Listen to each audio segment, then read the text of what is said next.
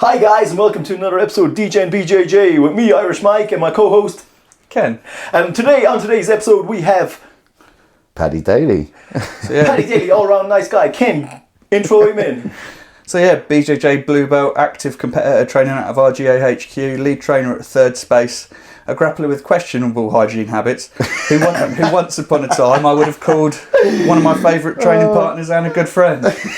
Not anymore. That's all behind us now. You're quite deep. You're quite deep when you left, Paddy. How you going, Pat? Thanks for coming on. I'd expect nothing less of an intro than that.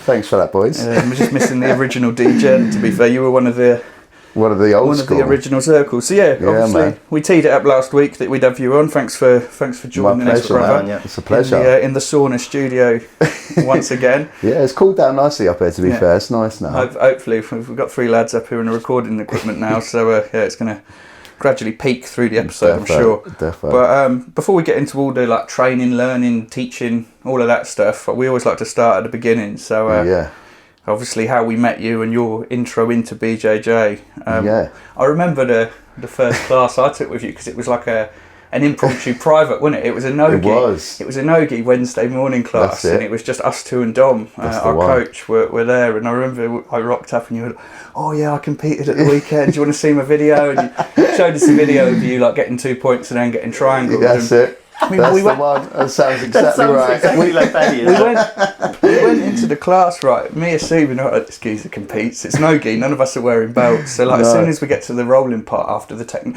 you seemed relatively proficient in the drilling stage. Like you knew what you were doing. It felt like. So we get to the rolling stage. I'm like, it's just 2 of us. Do you want to start standing?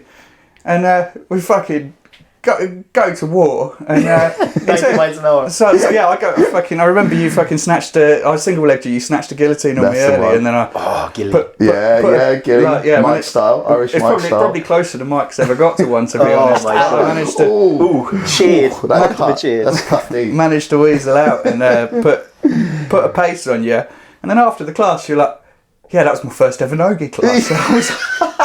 And I was like, I'd been training jiu-jitsu for like 4 weeks or something. And I was like, you just showed me a video of you competing at the weekend. You're like, I just signed up for NoGi. That's mental. I never heard that story. From that point onwards, I was like, I like this geezer. We're gonna get on. And, that was it for me. Definitely. I don't really remember how I met him, but I remember because Paddy just has this energy, and if you've never met Paddy, and you're probably going to hear it as this podcast goes on, he just has the best energy, and I can always just remember watching him on a match, and he just dominating and like having that always going energy. And it was like, I used to start calling him Paddy Butters. Yes, I remember. Because he was so smooth. He was very slippery. He was so smooth. He was like so smooth. He used to just go through transitions, and like I was just like, all right, Paddy Butters. And then it was like, then we actually got to know each other. I was like, I definitely need to stop calling him that. It's pure lame as fuck. And then we all became the DJing crew afterwards. It. We all merged in our DJing ways. Yeah, you shared that photo on the podcast. I was like, that was our first competition together. Yeah. We came back medalless and celebrated like we'd won the world.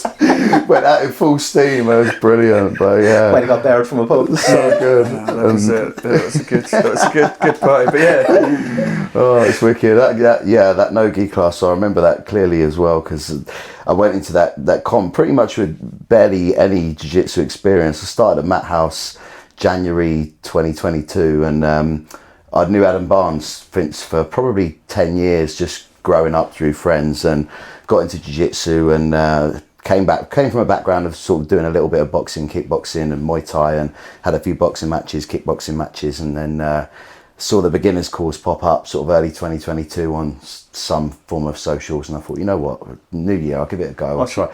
You came in through the beginners course? Yeah, beginners course as well. So yeah, come on, beginners guys. Yeah, but you left, so fuck you. I get taken away from the beginners crew. But yeah, I remember did the beginners, and I'd sort of done a few classes, and immediately, just as we've all done, is just fall in love with jiu-jitsu straight away. And I was like, you know what, I can see this being a long journey with it. And then saying to Adam, I remember going on YouTube watching matches and like trying to learn. What was it that got you like into jiu-jitsu, like I see in the beginners course? Was it just you'd done other martial arts and you were like, I want to give this one a go? I was at that point and I was looking at sort of going back into competing again in boxing and kickboxing. I got, you know, started to do a few classes again, a bit of sparring, hitting the bag again, and I was like, you know what, I think I'm going to stop getting punched in the face. Punched in the face, started taking more time into it, and then it was just by pure coincidence really that I saw the thing pop up and I thought, I've never done any grappling at all. I've only come from... My dad was a boxer. He was like, I think he was second in UK amateurs as a schoolboy. Uncle was like UK champ. Granddad was a pro boxer. So I've always grown up sort of admiring boxers, and boxing was like the thing that I wanted to, you know, get involved with. And then, just sort of saw this thing. You went out fighting one night on the street and got knocked on the ground. And what do I do then? maybe I need some other skills to back that up. So, and then just signed up for the beginners. And then, a few sessions in, I was like, wow, this is...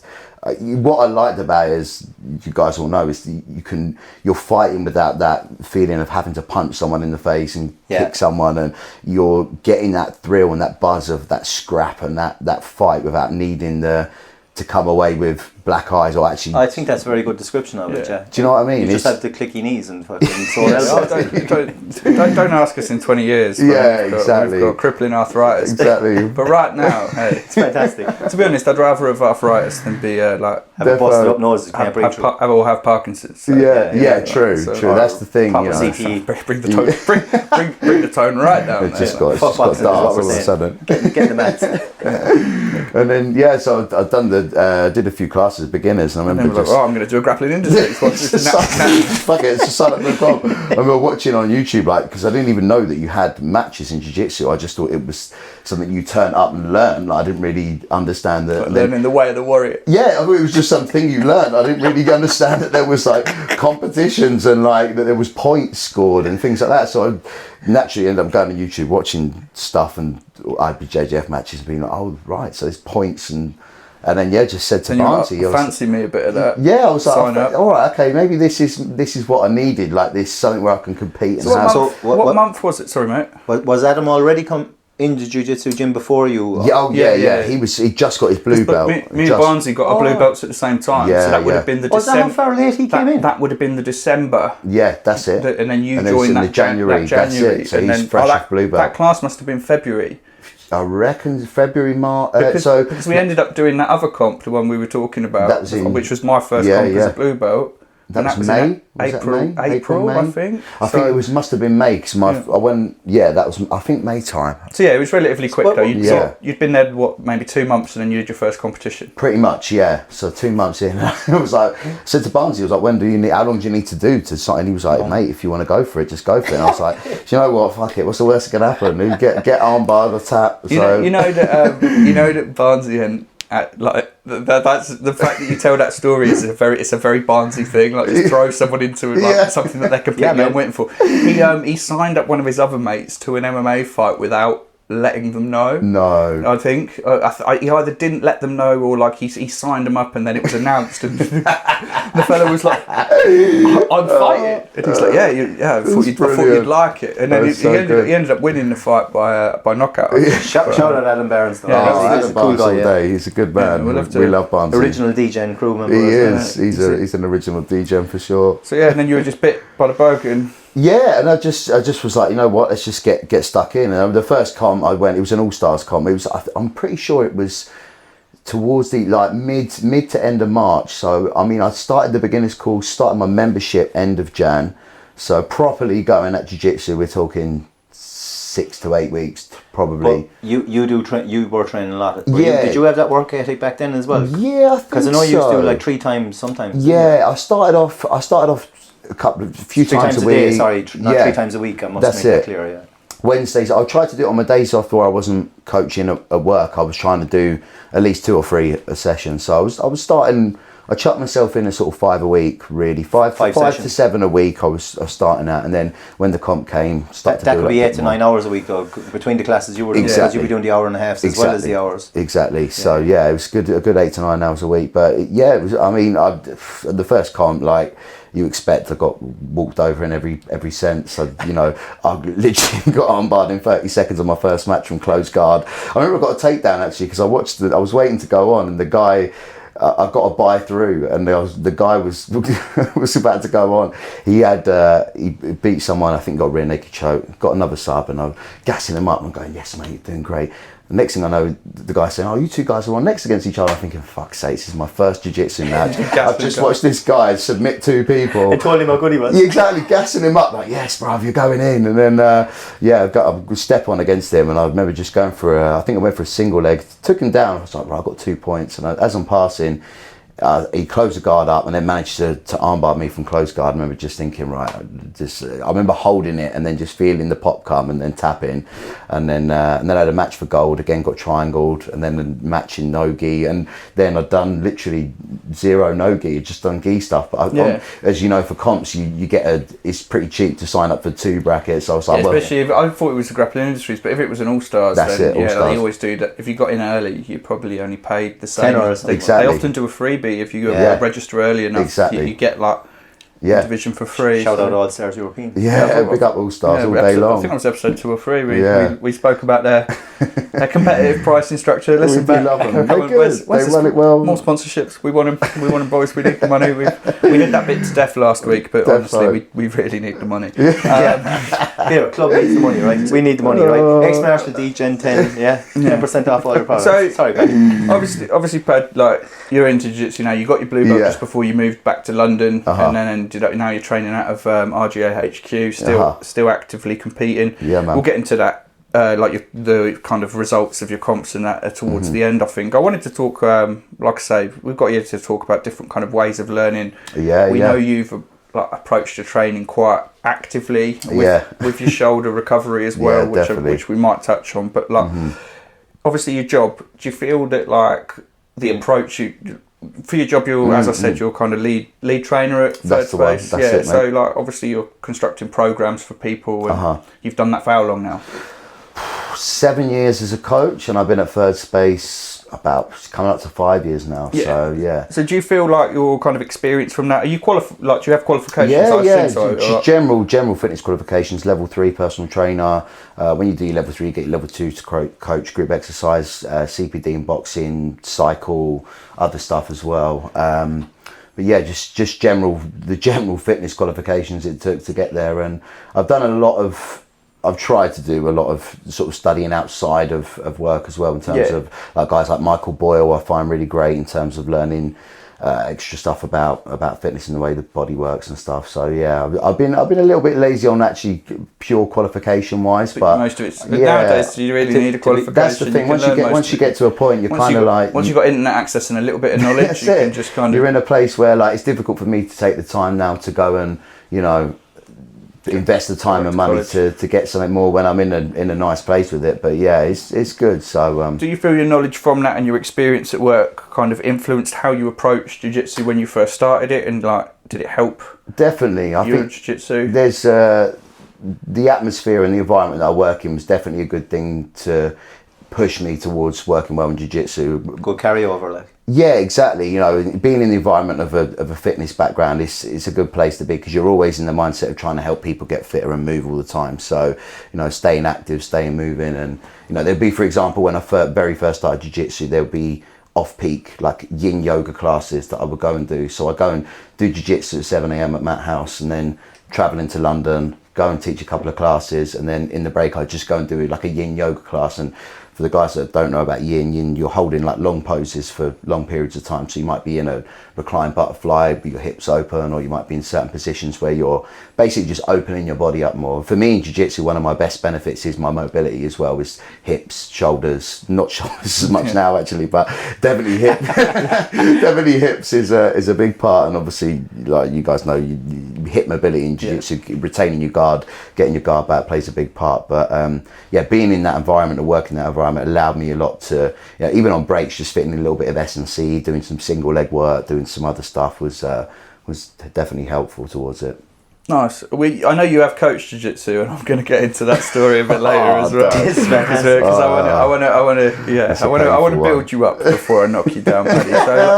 So as I say, I want to look at kind of the whole idea of what came around with this episode was when you were talking to me about getting privates, right? Or thinking about getting privates. And I was like, that's interesting how different people approach learning jiu-jitsu differently. Like some people are heavy on just coming to the standard group classes, some open mats and some privates.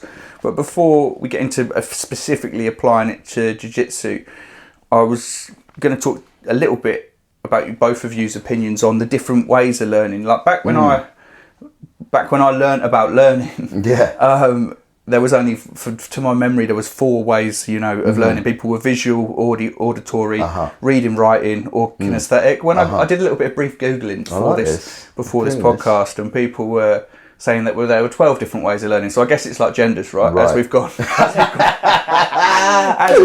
Boom, nutshot. And that can be male or female, or non-gender specific. As we've gone further down the line, there's been more of them. But like, for you obviously as a coach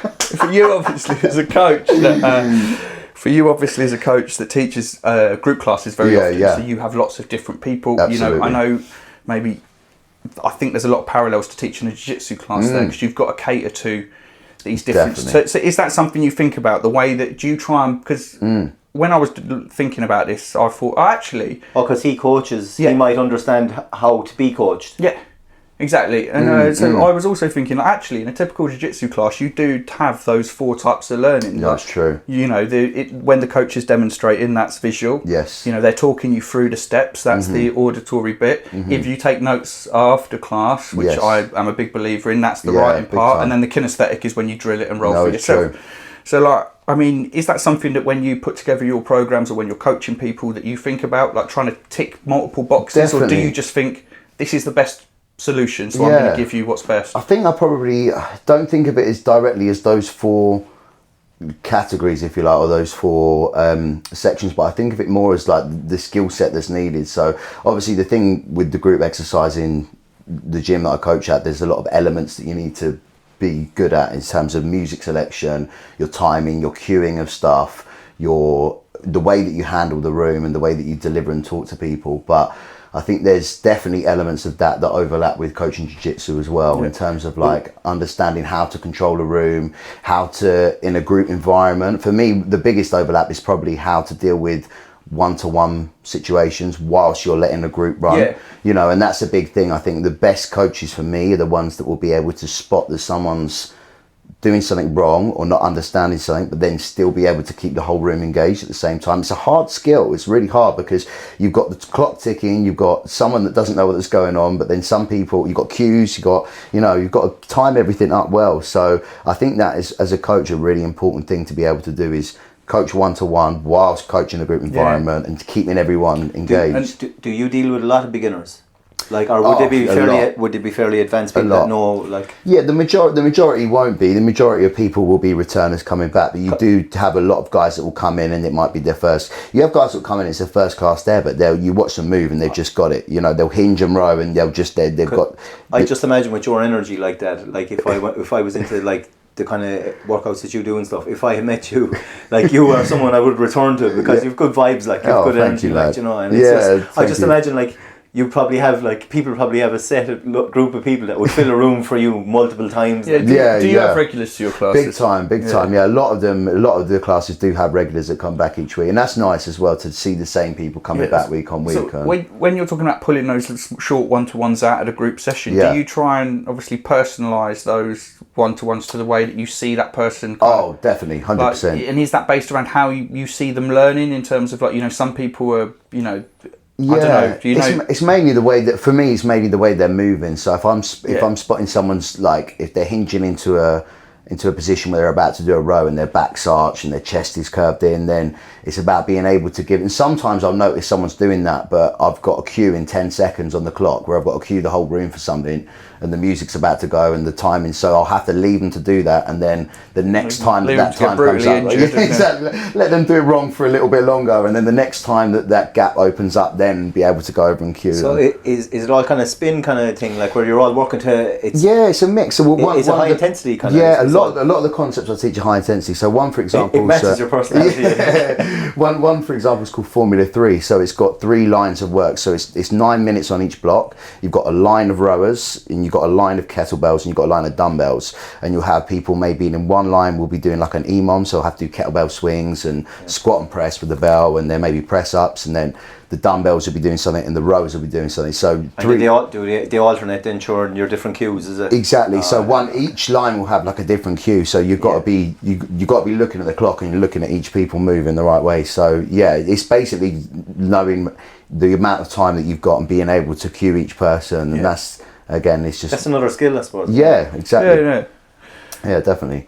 So this is actually more for both of you. It's something that when I was kind of making some notes about this, it came up as a thought. Like obviously in jiu-jitsu, I think we all understand that once you really get past mid blue belt, definitely purple upwards, you need to take a bit of responsibility. We were talking about this either last episode or the one before about like taking personal responsibility for your learning.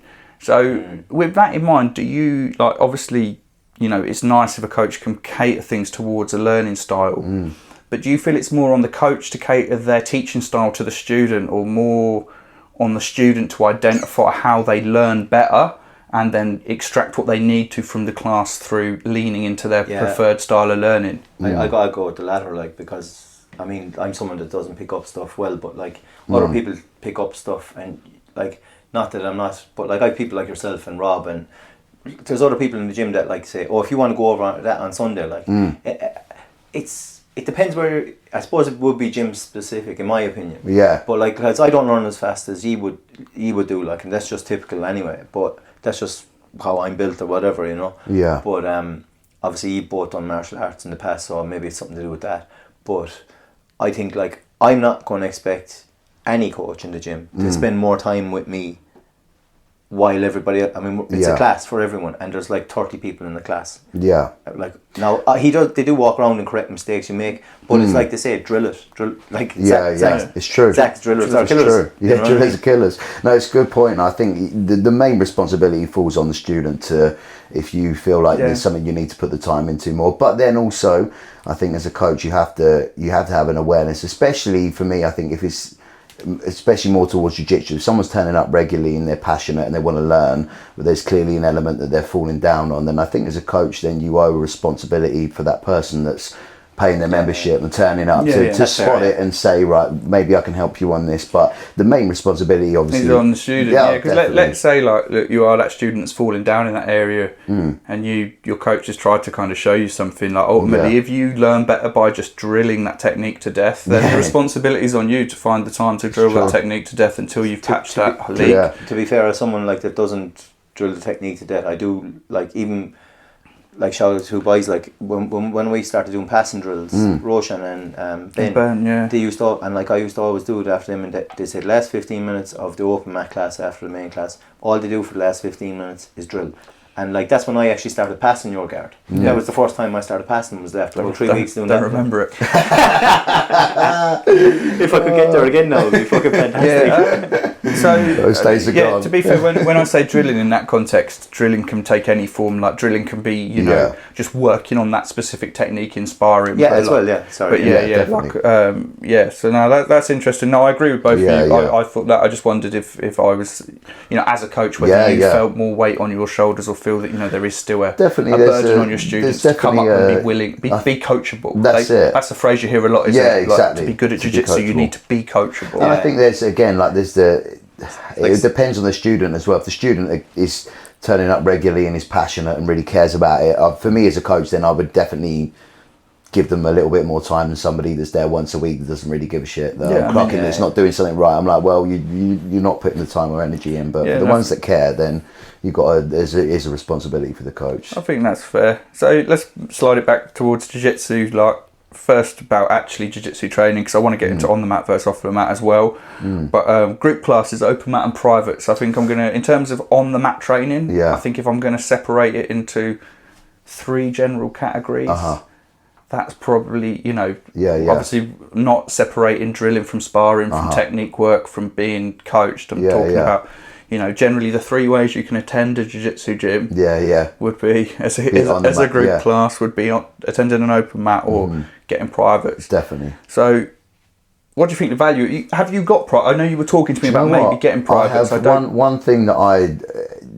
do really think, as a coach, I think anything you want to progress in group exercise and one-to-one, you need a combination of both of them, which is very hypocritical of me to say, because I've never done a jiu-jitsu one-to-one. Have you ever done a single one-to-one ever in my whole time doing jiu-jitsu, which is, you know, again, pretty hypocritical, because I'll probably progress a lot more if I did, you know, and invest that time and money into it, because I think that there's undoubtedly, by taking someone that's got the experience and watching them, you know, having them watch you roll and show you stuff, then you're going to progress a lot more. To be fair, Aidan is a good, like Aidan Kidd, he's a good example of that, because when lockdown, it was just him, Adam and Lucas inside in the gym. Yeah, we call it private. That was like a private. For all intensive purposes, that's a private in this argument. What do you think the benefit of each is? I wouldn't... I don't have time to do privates because I do so much fucking class stuff. But now, this last 2 weeks isn't a fucking good example. I've done 1 class last week and 1 class so far this week, which is below my average. But like, we know, look, I try to hit 4 or 5 hours. But yeah, I don't know. I'd find it weird doing I find I kind of get my privates when I approach someone like Rob or whatever at open mat. Yeah. I'm just like, look, can you show me this? Or even someone like yourself, can we go through this? And like, not to say that you're giving me a private, but it's the drilling aspect of it, that if you're going to someone that knows, like I'll go to someone who knows a bit more about something than I do, or knows the key stages, and I'll ask them about that. And it's not a private for all the world, but if the 2 of you are, like, even if there's other people going around the mat, you could call it drilling, but like, is a private any different? Look, I'll be straight up, I'm a tight bastard. I ain't paying for a private. That shit's expensive. I'll buy everyone in the whole fucking place a drink, and I won't fucking go for a private. What are we talking about? Like, don't get me wrong, and I guess you could fit seminars into this loosely as well. That's another thing, that unless I think you're specifically looking to... If anyone knows a guillotine seminar, I want to go. That's what I mean. If do that. If there's something that's like a specific part of your game, and there's a specialist in that, I get going to the seminar. But just randomly attending seminars, I think a lot. And maybe this speaks more to my lack of retention. But like, I find at a seminar you can get overwhelmed with techniques, not actually retain much of it. And I didn't say this. This is another higher belt than me once. Was like, very often you feel like you're just paying for the picture. Yeah, it's true. A lot of the time you are, though, aren't you? And like, I've never got the picture either. Both times I went to a seminar, because I was like, I do not want to be pictured next to this man with my bad jiu-jitsu. So, the kind of one we haven't really touched on here, though, we all see the benefit of group sessions, and we all understand that there probably would be a benefit to privates if they're focused on something like we were saying with the seminars, a specialist in a technique. Open mats, do you feel you could I think open mats are key. Do you think you could advance at jiu-jitsu as quickly if you didn't attend the other 2 and all you did was open mats? No. So you feel it is like a holy trinity? I think it's important. I think like when you, as your Catholic boy, you have to say the Father, Son, and Holy Ghost. Like, Holy Spirit, we say. Sorry, I was being American there with the Holy Ghost, but I think the 3 would play a pace. But not so much. I don't know about the privates. I couldn't really count. It's like you say, you're tight. Like, I think if you looked at it from a perspective, as if you had an endless pot of money and an endless pot of time, though, what would you? Yeah. If you could say that, if you could sit back and say, I haven't got to work, I haven't got pot of money. Jesus, that'd be the day. I'd put my life expectancy on a year tops. Yeah, it'd be gone. We'd all be gone. Wouldn't train any jiu-jitsu, that's for sure. Maybe the first 2 weeks. Jew what? Jiu-jitsu? Never heard of it. Jew what? Who's the Jew? What? What Jew? Oh, it's true. But if you looked at it from that perspective, I think probably you would get some privates, get some top seminars. Why would you not, and then again, having that time with someone with more experience to just look at you roll and analyse you and give you that feedback, it would make complete sense to do it. But obviously your main one's time to drill in open mat, I think, and then you can't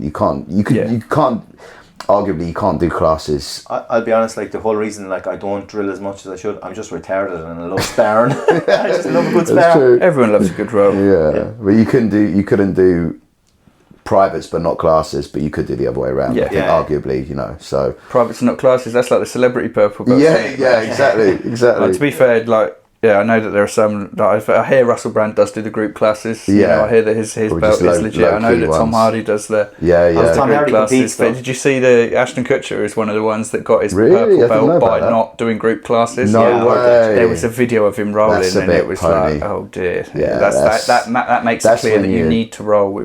Big time. With the great unwashed. I think the same about competing as well. Like, I think obviously each to their own. You don't have to compete in jiu-jitsu, but if you're learning jiu-jitsu but not doing any competitions, you're not really putting yourself under pressure and in an environment of, you know. I was thinking about this because like I don't ever give anyone a comp roll. What, in the gym? Never. He's smiling at me like I'm giving him a comp roll. Like I don't like I've never fucking put my I don't grab people in that same way because you don't have that adrenaline either. Like I mean, you have that adrenaline, you grab someone. Like I'm grabbing with intent in the competition. Like. Yeah, you have a different level of strength as well, I think. Like, you know, things that just wouldn't work in the gym, you can kind of muscle through in a comp. But I disagree. No, it's fine. It was a good point. I disagree. I don't think you need to compete. I don't think competing's for everyone. And I do think that with good training partners, you can get that level of pressure testing in a gym. But I like to compete. So I'm there. But I'm not even someone that done martial arts, and I'm only at it a couple of years. Like. I fucking love competing. The stress of it is fucking unbelievable. But like the end result, whether you win or you lose. No, I was depressed as fuck 2 weeks ago. You know, it probably led to the worst. That's the whole reason I only trained for. I didn't train for a week after, but now I'm back. Like, you know. No, you absolutely are right. I see what you mean. You know, you can't. You're not going to hinder your progression in jiu-jitsu from not competing, but I think you're going to learn a lot about yourself as a person as well. I think when you're in that pressure, in that environment, but you know, that moment before you step on the mats or step in any combat sport, whether it's boxing, kickboxing, jiu-jitsu, there's a moment that goes through your head and you're like, people I know and love and care about to watch me put myself on the line at something that I've trained my ass off for, and it might not go too well. It might not go too well. This other guy looks pretty good and he looks up for it. So I can remember when we did All Stars and Paddy was out near the exit and he was just like in a squat position sitting down and he was just doing breath work and I was like, who the fuck is this Rickson Daly? It was sick because I was just like, this is Paddy, just never change. Like, I was just like, this man needs to be cherished and protected at all costs. Like a golden egg. Brilliant. Do you think you'll go back and get privates now? Do you think that's something you'll do through your blue belt? I think that, like we were saying earlier, that next year I'd like to go out and do the Masters Worlds in Vegas in August, and I think if you're going to go and do something like that, then you got to tick every box, and I think at least doing a few privates before that would be, I think it would be silly not to, in a way. You've got to try and use every avenue you've got, and then at least if you go out there and you put yourself on the biggest stage and you get submitted in an armbar in 30 seconds, then you've done everything you can, right? You can hold your hands up and say. I actually seen a post today and I can't remember who it was, and they said if you're sitting on the edge of the mat about to compete and you know you haven't done everything you can do, like that's when you're going to have all the doubts. I can't remember what the fuck it was. No, that's true. It sounds like something Dom would say. Yeah, that's very Dom. And he was just like, but you do know if you're sitting there and you have done everything, it doesn't matter what happens. That's it. Because you're fully prepped and you've done it all. You take that energy in. I'm not one to talk about it at all. I was just like reading posts like that. People that have motivational posts. Next thing. Back to not doing it. I do think really though it's clear that like, as long as you can have focused and pressure tested training, it doesn't really matter on the environment. I think any one of those three, provided you. I've got this theory, right, that you in an ideal world you have like like someone that's like a master, an equal, and a student, right? So like that's all you need for a good training session. Like I've seen someone else write it as like a plus, an equal, and a minus. So it's like, you know, you've got someone that can teach you shit and can smash you, so you can like you know, where's my minus? learn from that. You've got someone that's an equal that's gonna like. You're going to have good goes with that are really level. So like almost comp. You know, if you have a comp go, sometimes they catch you, sometimes you catch them. and then you've got someone lesser that you can practice your new shit on. I think that's a really good way of looking at that. Do you know who I think that even might pass through again full circle? I think Adam Barnes was telling me that early on. I definitely didn't come up with that myself, but it's a nice theory. It's brilliant, and it's a good way of looking at it, because that is the way, if you've got someone equal to spar against, you're going to get that response that you need. Someone better is going to teach you stuff, and you need to be able to pass it on to be able to learn. I was thinking more about working on my new shit. Testing out. I ain't giving away none of these secrets. But I ain't got no secrets. It's nonsense. I know I teed that up as saying, I've got this theory, so I just want to be very clear that is not my theory. It's stolen. I'm just really throwing Ken under the bus there and tried to big up Barnesy. No, I don't know if I don't think I got it off of him. I feel like I remember reading it, because I remember reading the plus, the equal, and the minus, the symbols. So fuck Barnesy, he didn't come up with it. He stole it from someone as well. So everything's stolen somewhere in life anyway. That's the thing. What about on the mat versus off the mat, Pad? How do you feel about that? Like, obviously, me and you are both quite big off the mat strength and conditioning. You obviously have a career in that industry. I'm addicted to making myself feel bad, apparently. Do you do anything outside of work and outside of, because obviously your work is all gym, so, and then your hobby time is jiu-jitsu, but do you do extra stuff outside board? When I first started doing jiu-jitsu, I was doing the usual go-to of road runs and stuff like that, and then sort of fell off of that very quickly as well. I think the main thing that I've learned now that is just you need to support anything that is going to be related to the game. So I'll probably do two to three weight sessions a week. I'll do stuff like trap bar deadlifts. I'll superset, push and pull. So you're actually doing extra on your extra. I'll try and do 2 and 3 sort of strength and conditioning a week, but I don't go crazy. Half an hour sessions, just enough that you get that body moving, sweat on. Exactly. You just building a bit of strength up, a little bit of grip strength, a little bit of. Get on test, mate. You'll be fucking out. Look at him. He already is. I'll sell it to you. Do you feel it's not an essential? I'd never want to say that. Mike's peaking. Sorry. I'd never want to say that off the mat training is an essential, because obviously if you're a pure hobbyist and you're doing it for the fun of jiu-jitsu, you don't have to do it. But I do 4 about, like you say, 30 to 40 minute kettlebell sessions a week, plus some either long steady state cardio, and I feel a massive carryover into how I feel on the mats, more like the robustness in my joints and stuff like that. Would you say it's almost an essential? I would say it's an essential if you want to push yourself to the best game that you can. I think if you're going in for competitions and you want to try and come out with a good result, and I think that it's good to have it. It's near enough an essential to have it there. I think again it's one of the, like we were saying earlier, if you're sitting at the side of the mat ready to go on and you've done everything to prepare, and one of those things is it's one less thing to worry about. Exactly. You're not thinking, should I have done weights a bit more in the build up, should I have done this, and you feel it in your body, you can feel an improvement in strength, and that's going to inevitably help you. Do you run a specific program? I pretty much do. Is it one you built for yourself? Pretty much. Just from watching, if you listening, again, a lot of just online learning of listening to coaches that are like their opinion and putting together my own sort of knowledge. But it's very simple stuff of again, trap bar deadlifts I think are a great one, because you're utilising your legs, your back. Is it mostly strength stuff you do? Pretty much. You don't do too much for your VO2 max? Do you know what I did for the fleet competition? What I used to do is, because I wear a MyZone belt sometimes when I'm training, whether that's on the mats or off the mats, but is that like a heart rate monitor belt? So it tracks obviously percentage of your maximum heart rate, and started that. Another way to get you addicted to your fight. Exactly, literally another thing to hook onto. But it's I was doing running blocks on the treadmill where I'd do a warm-up run, and then I try and do 6-minute blocks of a VO2 max, so get my heart into the red zone, hold it for 6 minutes, a quick recovery for 2.5 minutes, back into the red zone, and do 3 or 4 to basically emulate what it would be like on the mats in competition. So, and there is definitely some logic to that. I think if you can get your body used to going through that in your training, then when you get on to match day, the adrenaline, you're gonna be used to that response. But saying that, I've not done that for the last couple of comps, and I've still felt good on there, but I think there's definitely a benefit to doing it if you've got the time and energy. Fitting everything in is just that's the thing. Like we always say, most of the listeners are people that are juggling jiu-jitsu with a family and with it's hard. and life and other hobbies. It's who's got fucking time to do like 3 strength sessions and a couple of cardio sessions a week? But, definitely, man. Did you? Because obviously you did that sprint training with us before the fleet comp as well. Did you notice the carryover into your jiu-jitsu, or was it negligible for you? Because I hear both. Like for me, huge, and maybe it's all placebo. I have a fake confidence that I've got a gas tank. I didn't do enough of it to get the benefits, and I'm not going to lie about it. Fair play. But I could see the benefit of it. Because I did 2 or 3, but then towards the end, something fell off. I can't remember. I remember like pissing rain one day. He used to come up and was like, "Fuck off."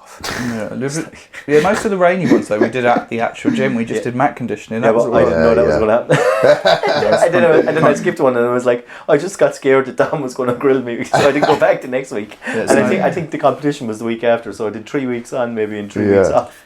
Snowball's done it. What about with the other off the mat training? I'm going to put under the general umbrella of theory. You're a big believer in, like, you know, studying shit off the mat. It's got to be big benefits to it. I mean, instructionals. What approach do you take in, and how do you like it? How do you like it? How do you like it, mate? How do you like it? Well, as a white belt, I put quite a lot of time into that. I'd sort of sit at my desk post or pre-training and sort of go on YouTube and try and find an element of either something that I was really enjoying in training or something that realised I was shit at doing and wanted to improve on. So I would put a lot of time of that into as a white belt, but again, in typical blue belt fashion, I've now started to just drop off of doing that. Probably when the purple belt days will go even more dropping off. But again, if you're putting that extra time and studying in, anyone that does that off the mats will tell you that it does benefit you big time. If you've got the time to do it, sit there and put that information in, because it's going to just improve your game a lot more, I think. But yeah, again, lazy boy with that at the moment. I mean, I like instructional videos. I'm sure I've said this a few times, but fucking hell, mate, I can't do that. No, it's long. It's long. I don't learn that way though.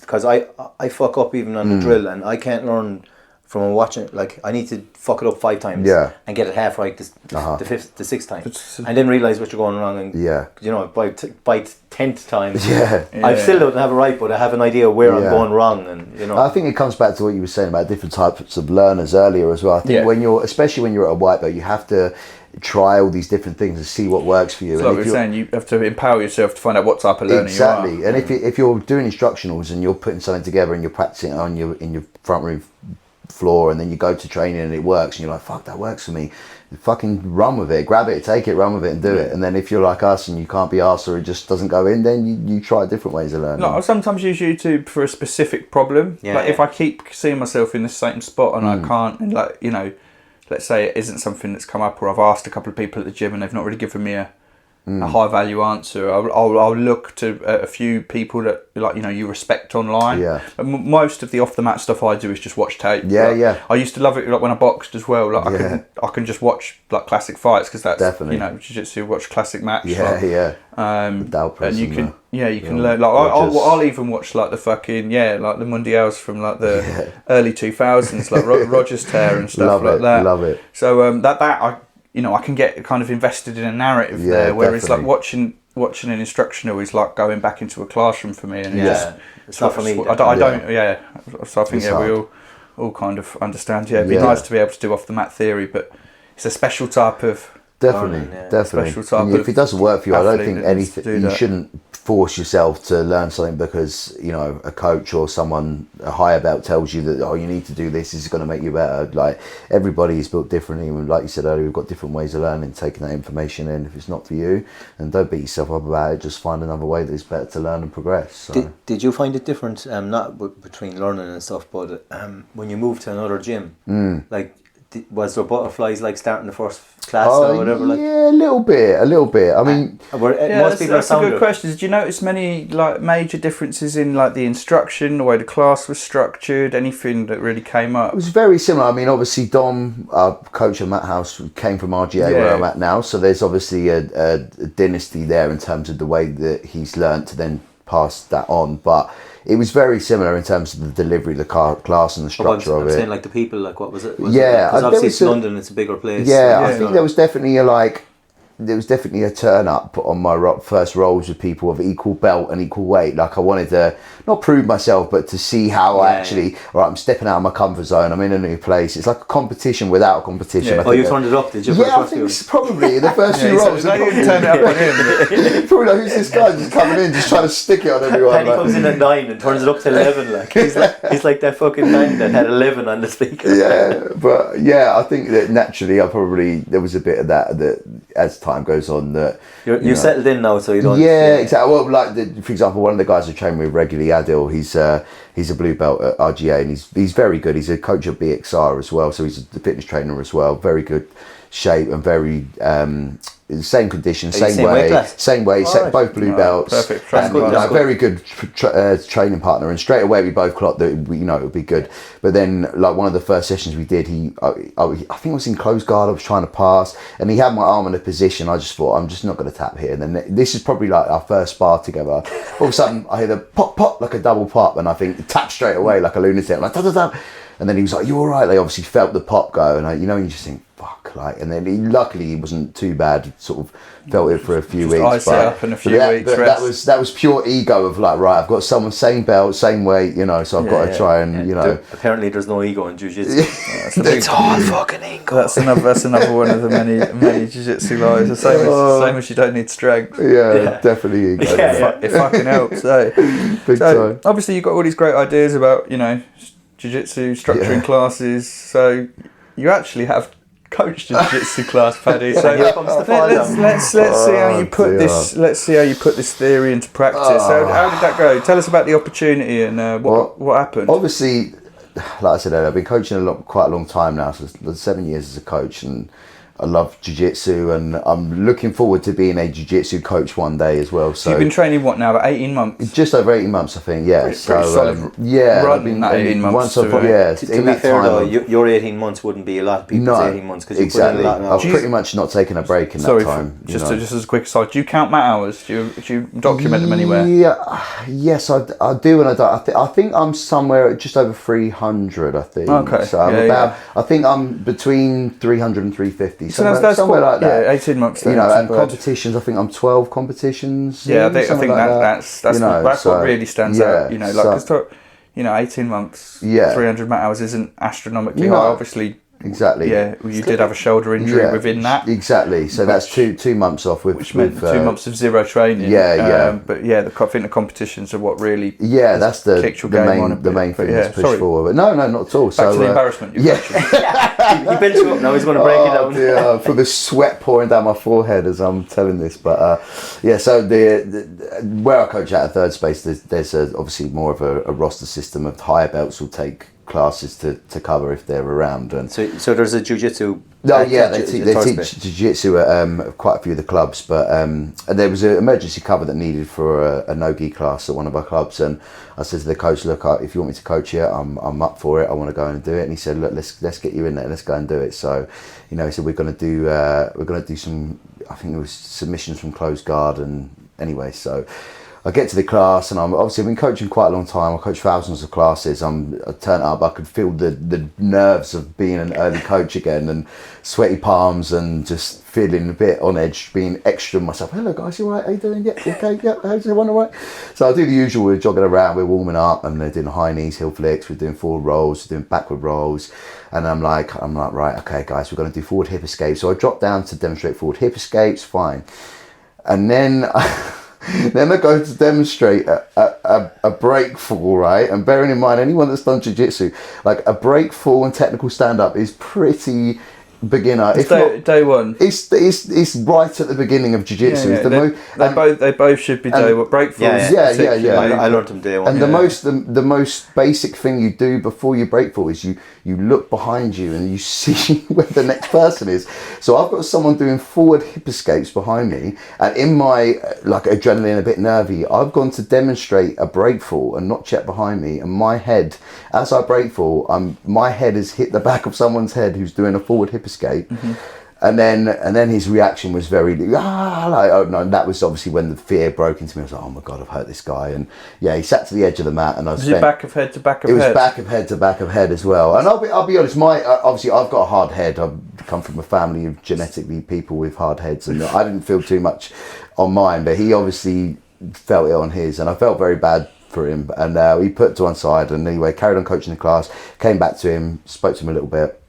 Anyway, it ended up being fine and getting through it. But yeah, that was a moment where your just heart stops, and you're like, you picture up this moment where you fall in love with a discipline, you're ready to coach it for the first time, and then completely just bang heads. I tell a story, just to cut you in quickly.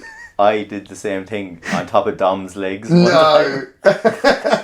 And Michael, why are you jumping on me? What, did a break fall on Tom's legs? Yeah, because he was joining in the warm-ups, and I was very excited. Trying to run around, and I was onto the break falls as he was doing flips. I didn't even look back, and I just jumped straight back onto his legs, giving him your back. What happened to that fella though? As far as I know, he's all right. Touch wood. I think he sat out the class and disappeared. He sat out of the class and he ended up leaving. And did he ever come back? That was the only class. So he could be dead for all you know. For all we know, he could have been. That was his last jiu-jitsu class. And if you're listening, if that guy is listening somewhere, please come back to jiu-jitsu. Not all coaches are going to break fall onto your head. Paddy, he died. Please don't pull a news article up now that just tells me this guy. He died from a bleed on the brain shortly afterwards. Mate, we don't have Jamie here to pull it up, but we'll roast you on we definitely don't have that. Oh mate, that would be. We're the opposite of a well-researched show. But yeah, as far as I know, he's is it something you want to coach down the line? Oh, definitely. I've got, what I would really like to do is one day have my own place to combine what I've learned as a fitness coach with jiu-jitsu as well. So elements of teaching people strength and conditioning and mobility, yoga as well. I'd love to bring that element in along with jiu-jitsu. Just have a place for sort of overall wellness. And I think there's three things that as human beings we can do that are really good, which is mindfulness in terms of like breath work, looking after your head, strength and conditioning, so making sure your body is strong and supple as well, so mobility comes into that, and then also being able to defend yourself, because you need to be able to defend yourself in life if a situation kicks off. So I think those three elements, mindfulness, strength and self-defense, are something that I'd like to bring into like some sort of academy to coach people through. So yeah, that'd be sick. Yeah. Obviously it's early doors and that you're not doing that yet, but do you think because one of the big things that's rung true with me where I've travelled and trained is like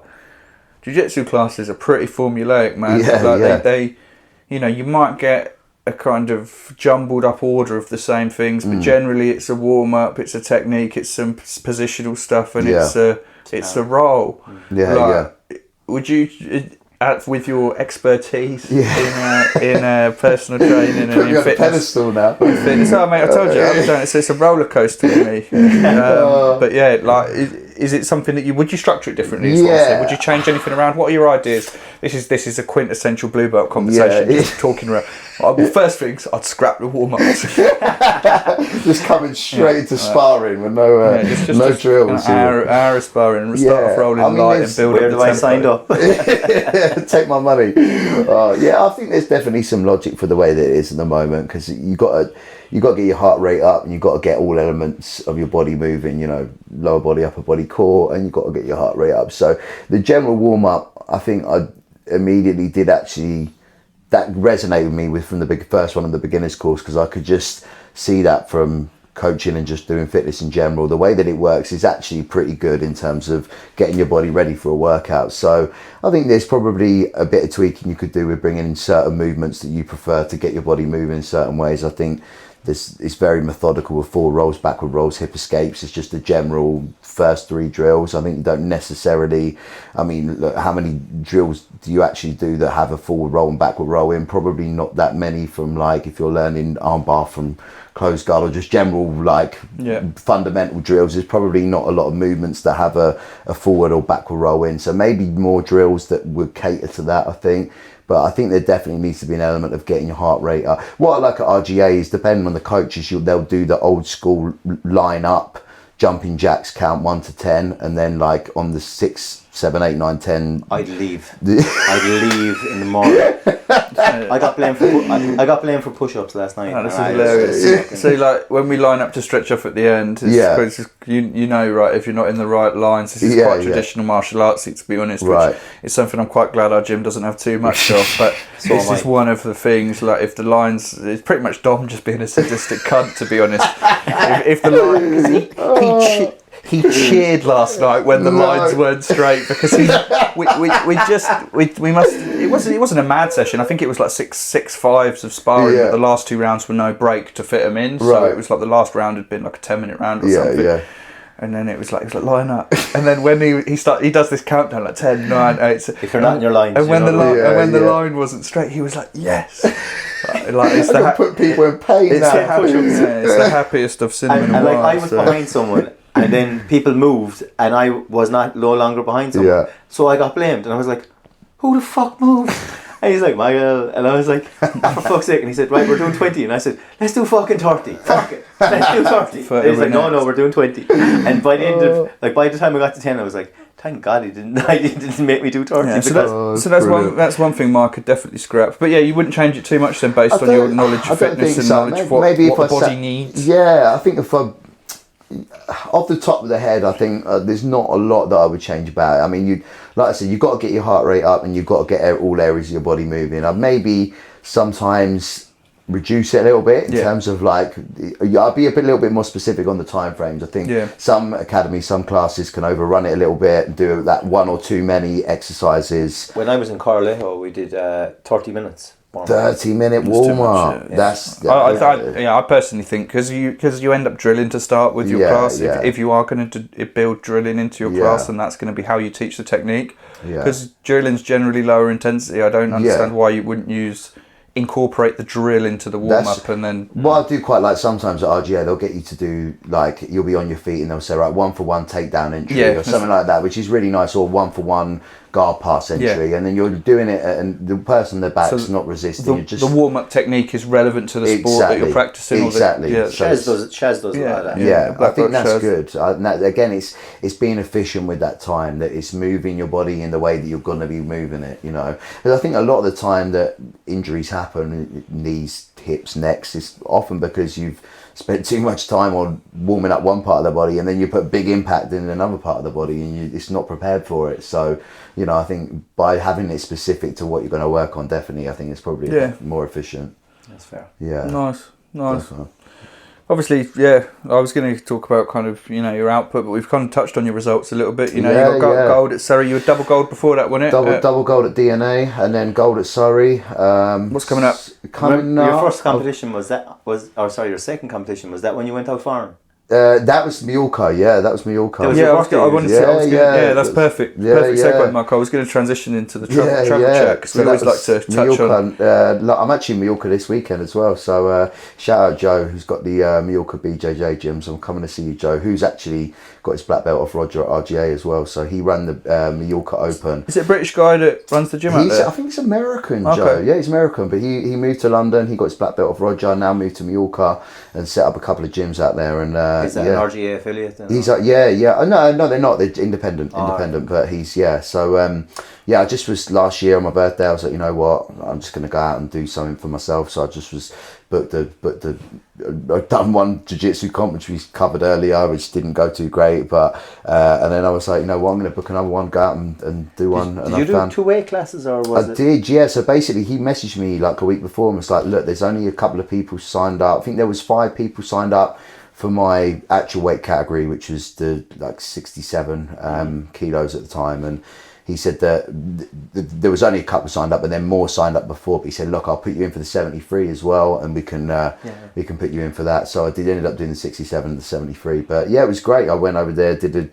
the comp, brought some medals back, and then what was gold and silver? Gold and silver. I think I got gold and silver in the gi, and then I got gold and bronze in the gi, and the 2-weight class, and then got the silver in the NoGi to come back. It was nice medals to come back to Matt as well as like first time competitor. Yeah, that's good fun. Was that before before or after you did the Barcelona training as well? Because you trained abroad a couple of times, after Barcelona, I think. Yeah, that was after Barca. So did you train at all the first time in Mallorca, or just compete? Just compete. Just went out there, competed, and then came home. How was that? Because I know you don't speak Spanish. Like, was most of the direction in terms of were there enough people for the competition? Because comps, like especially the first time you go to a comp, I think it can be a bit intimidating. Like, where's the weighing scales? Where's the ball pin? What's the rules? Can I weigh in now and then go hydrate, or do I have to weigh in half an hour? Like, there's a lot of variables, and that adds to the anxiety. So, like, what was your experience like, bro? It was quite good. Like, so I basically got to the hotel the day before. It was like a sports hotel. It was meant to be on the beach, which was the thing that appealed to me. I was like, wow, jiu-jitsu competition on the beach. The picture, the background on Smooth Comp was like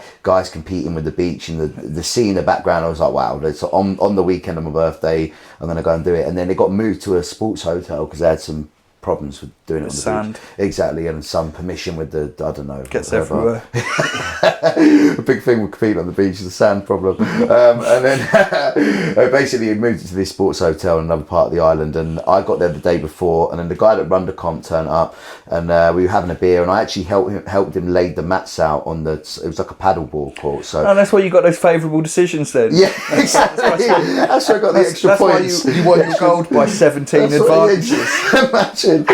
Gave me an extra medal on my way out just for helping out. Free labour is always rewarded in Spain, But it was that definitely took an element of like pressure, because we were laying the mats out. It felt very relaxed and and a lot of the guys, probably half the guys from the comp, were training on the island. Obviously it was Mallorca, so it's near Ibiza. A few guys came from Ibiza, a few guys came from Barcelona, a few from the UK, so a few from Germany as well, like all over. But it was a nice sort of it felt very like family vibe. Like, everyone went for beers afterwards. Nice. It was a nice sort of atmosphere, which is good. So yeah, it didn't feel too, and a lot of it, again, because of the mix of the cultures, there wasn't too much sort of language barrier. Yeah, because everyone's like exactly. Okay, so shout out Mallorca BJJ. Yeah, shout out Mallorca BJJ and Joe Nortbart. I think I said that right, but yeah, shout out Joe. He's a good guy. And the other like travelling and training you've done was Barca, right? Have you done any more Barcelona, than that? yeah, no, but I think Barca's the only one I've done abroad, and that was a little bit, again, that was more of a language barrier. So how'd you find that?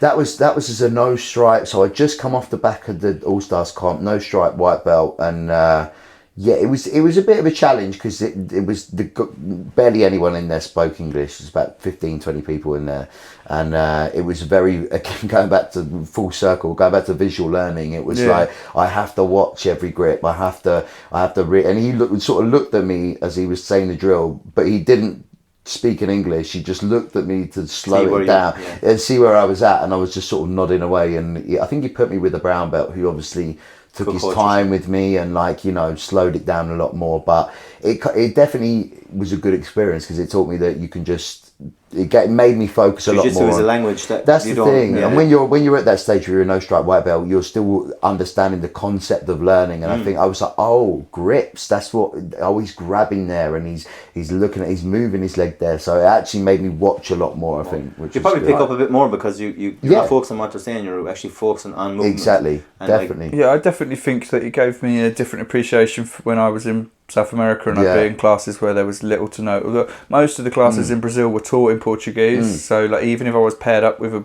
someone who spoke English, which is what they normally did, who would translate for me after, or the coach would come over and break it down afterwards, they would still teach in that language. And I do think it gives you a different perspective of the technique for sure. Like, I definitely think you miss details, but it also, I've never paid as much attention to a technique as when I don't speak the native language. It's very true. It's very true, man. I totally agree. 100%. No, that's cool. But yeah, other than that, you found it relatively welcome, because I've probably had one hostile experience in the maybe 15, 20 drop-in sessions I've done at other gyms around the world. Yeah. One where I felt like I was talking about it a few weeks back.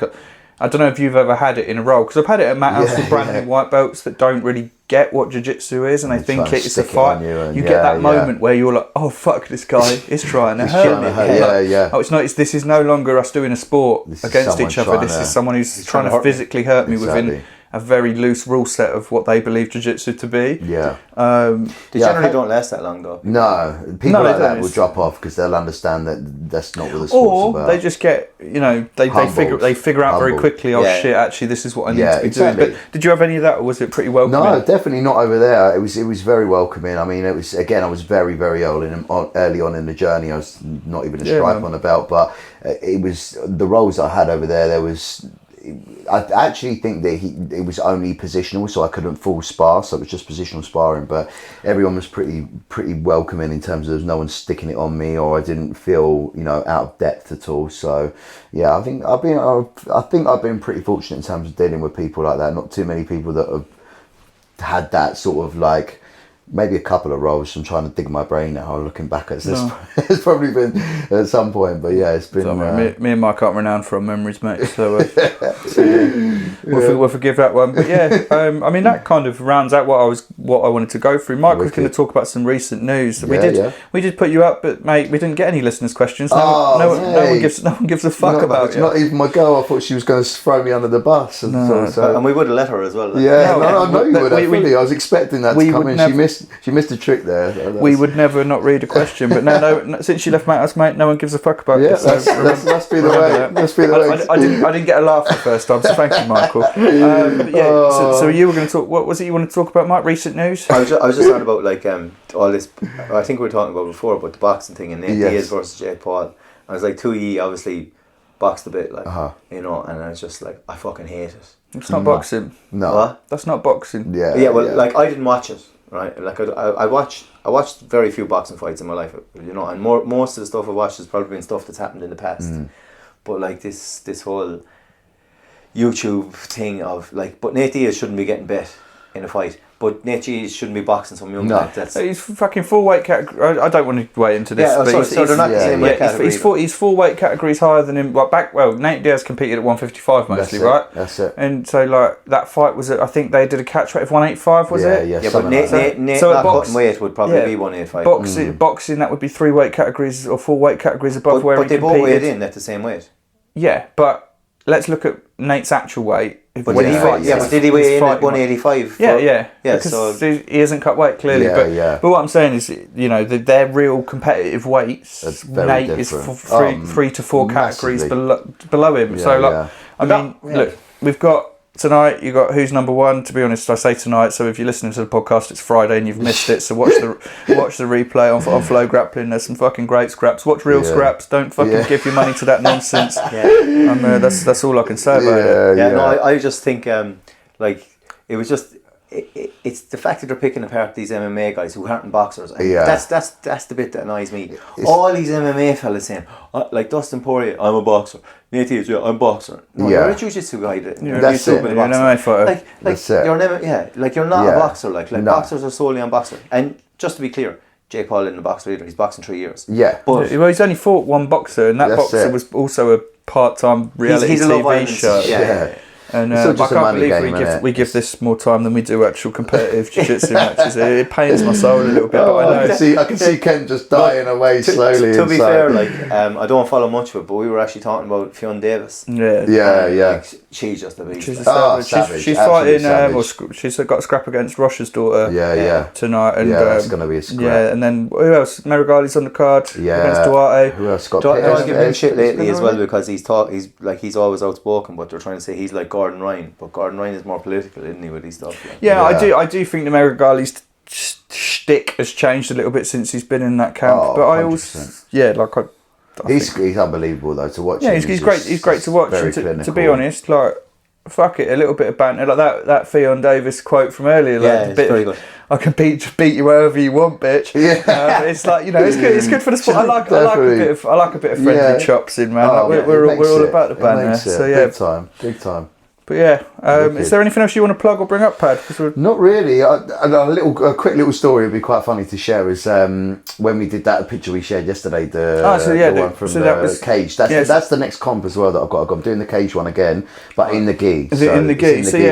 Just for those listeners that don't know, Caged BJJ is run out of Fight City in London, Liverpool Street, and effectively they have a square cage. It's a square cage that's for MMA practice, but they run like it's a glorified intercomp really, but it's on Smooth Comp, so you can sign up. That's it. It was my first ever jiu-jitsu competition. Yeah.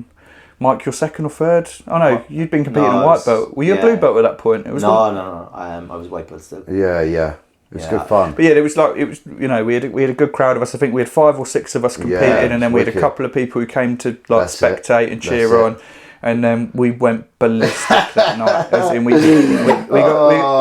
the train back to Reading. And lost our minds. Yeah, we were at Paddy's. Yeah, we were at Paddy's after the pub. That's it. And two guys doing jiu-jitsu on the floor. 2 or 3 in the morning. Let's exclude that. But yeah, I got the dawn chorus and was like, I can hear the birds. Fuck, I need to go home. And then I was like, shit, I got work tomorrow. And then I ended up not going into work for about 2 days. I felt I felt so depressed and sick. That's exactly what I was going to say. So you all ended up at my flat. That's the context. I think the last one that left was Adam Barnes, and it was probably about 5:30, 6 in the morning. Something stupid. And I remember you boys trying it out. Oh, it was horrible. They were doing triangles. It was like, this is how you do this. It was like, lads, you seriously do this? You'd left, and I remember you trying to strong arm me into staying. And me just being like, no, the time has come. You're literally tapping out, man. And it was mentally, physically, and emotionally. You're lucky I didn't do an Irish goodbye and just fuck off. I didn't prepare for the state we'd be in either, so I was into work the next day, and it was I had 5 classes the next day at work, and the first one was at 12:15. Bearing in mind, obviously, commuting in from Reading to London, and Adam Barnes left mine sort of 5:30, 6. I probably went to bed about 6:30, 7. Had to get up at sort of 10 a.m. Don't throw yourself under the bus to people from work that might listen.